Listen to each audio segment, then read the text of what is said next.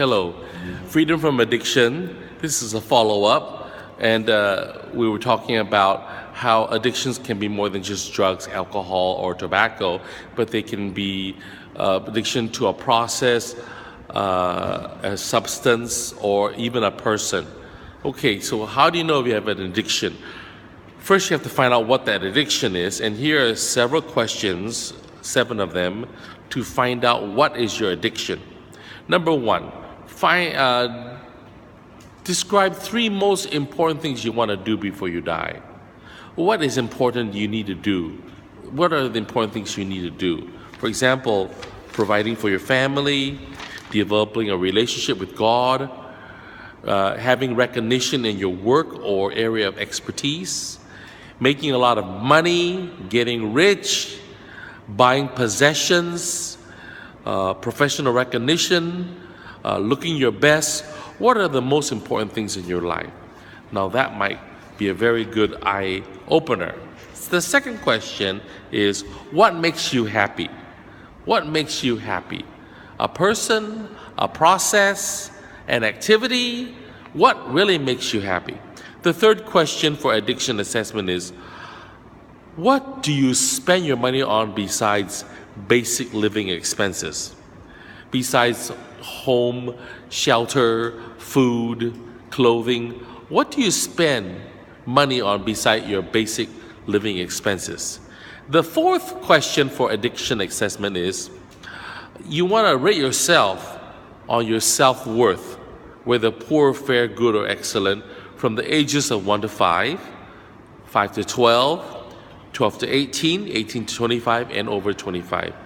Now, if you find yourself at the ages of 1 to 5 with a very excellent self-worth, and then from the ages of 5 to 12, a good self-worth, and then from the ages of 12 to 18, a fair self-worth, and then finally 18 to 25, a poor self-worth, then something is definitely wrong. You have a weakening self-worth. That is a sign that you might have some addiction problems. Number 5 for addiction assessment. What has been the most traumatic event of your life? A loss of a loved one, failing something, and what do you do about it? Okay, how do you make yourself feel better? Okay, number 6, how do you spend your time? How do you spend your spare time?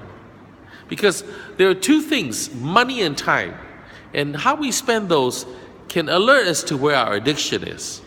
And finally, companion. Do you have any companion or friend that you really value very much, that if you lost that person, it would really be a blow? Sad to say, many people, when they lose their spouse, that really leaves them very traumatized. Because, we have a special relationship to our spouse, and when we lose our spouse, we depend on that person, and that hits home really hard. However, can you function without your spouse? If you can't, that means you might be addicted to even your spouse. So, some addictions could be shopping. If you spend a lot of time, you look at your credit card bills at the end of the month and you find you're spending a lot of money on clothes, it could be a sign that you're addicted to clothes. How about work? If you're spending more than 40 hours a week, or maybe even more than 60 hours a week at your work, and you don't have enough time for leisure or family time, that is a sign you might be addicted to work. You might be a workaholic and suffer from workaholism. Okay? Now, this is a really interesting thing. You could be addicted to religion. Okay?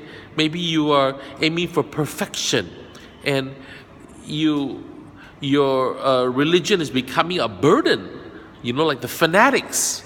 So a religion can be addiction. There's a person who was addicted to prayer. Whenever people ask them to do something, they say, oh, wait a minute, I have to go pray. And they prayed 2, 3, 4 hours a day, and they couldn't get anything done. So prayer could be an addiction. Sports, especially TV sports. Some people, they can't really play sports well, but when they watch their football game and they shout and holler and they feel angry when their team loses, they feel some therapy has taken place, and so sports TV can be an addiction, or even exercise can be addiction. We learn about runner's high. If you run like an hour every day, that's okay. But if you run or exercise 3 or 4 hours a day in the gym, your physical fitness might be an addiction. Okay, you can be addicted to a person. For example, your pastor, very kind, loving, like a father figure. There can be an unhealthy dependency on your pastor or your therapist or your employer. Motherhood. Now, some people can be addicted to motherhood. They spend all their time with their kids, and then when the kids grow up and leave the house, they have nothing to do, and they feel so frustrated because they've been addicted to motherhood. Then, of course, sexual addiction from sexual abuse. A lot of people are addicted sexually because maybe as a child they have been sexually abused. We do not know. Then we need to work on that. Addicted to school, to studying. I knew somebody who was age 50 and working on many, many degrees. They were addicted to studying. And maybe the reason, when they examined their life, maybe when there was a kid, their parent or their father said, "You will never amount to anything." And so this person might have 2 bachelors. And every time they finish a bachelor's, they'll call their dad, and the dad won't even commend them. So this person is longing for the father to say, "Well done, you've done a good job." But he never says it. So this person keeps on getting more and more schooling, getting more and more degrees because they're addicted. They've been abused. Okay? So, addicted to TV. The average child spends only 30 minutes of meaningful communication with their father and mother, but spends over 40 hours a week watching television. So television can be an addiction. Okay, talking about self-esteem. A lot of the problems with self-esteem, sexual abuse, parents got divorced or molested by a teacher, and this trauma resulted in a poor self-esteem, and the result is an addiction to something that will try to build up that self-esteem. Okay, now if you have trauma, the healthy way to handle the trauma would be to talk about it with a family, friend, or family member.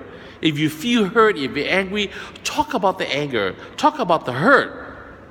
The unhealthy way would be to hide the pain by eating or sex or drinking or alcohol. So the healthy way is to talk about it. Find a friend, find a best friend, and talk about the trauma, the hurt, the anger, and thereby overcome your trauma and then restore your self-esteem and overcome that addiction. So, all the best. May you have freedom from addiction. Thank you.